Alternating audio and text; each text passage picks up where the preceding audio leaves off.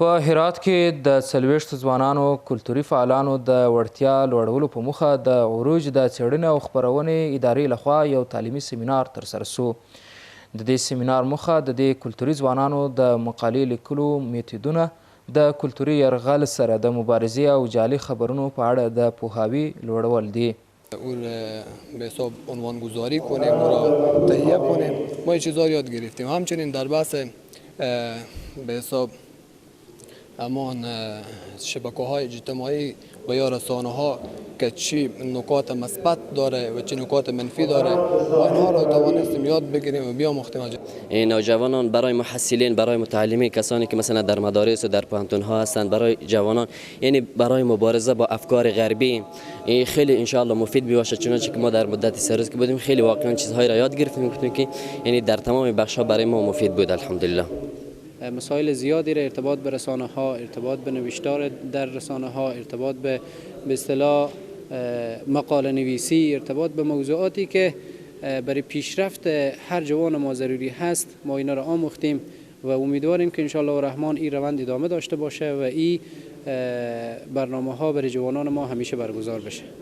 د هرات د اطلاعات او کلتور ریاست مسئولان ټینګار وکړ چې ځوانان په ټولنیزو غږیزو ویډیویي او چاپي رسنیو کې فعال حضور لري او د اسلامي کلتور د ترویج لپاره کار کوي او ټینګار یې وکړ چې په اوسنۍ شرایطو کې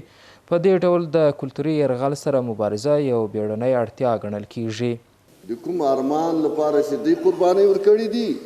او په کوم ارمان چې موږ تاسې د دوی ملګري وو منډې مو ورسره وهلې، په کوم ارمان تر دې وسه پورې ټول د افغانستان ولس جنګېده، اسلامي نظام یې راوست، دغه